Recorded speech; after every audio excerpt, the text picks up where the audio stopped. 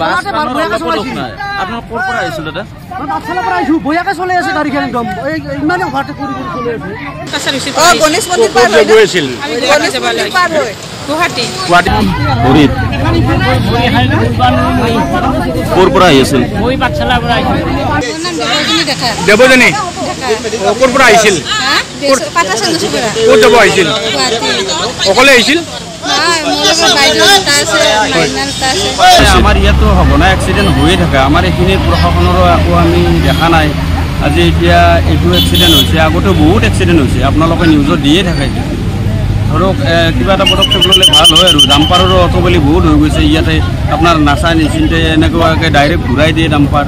এইবিলাক ধৰক ভাল নালাগে আমাৰ। আমি ইয়াতে প্ৰটেষ্ট কৰিছোঁ, আমি পূজা কৰিছোঁ, কিবা কৰিছোঁ, তথাপিও ধৰক একো হোৱা নাই। কিন্তু এতিয়া ডাম্পাৰৰ অট'বেলিটো চলি থাকে, চব জেগাতে চলি থাকে, আমি দেখাই পাওঁ এনেকুৱাকৈ।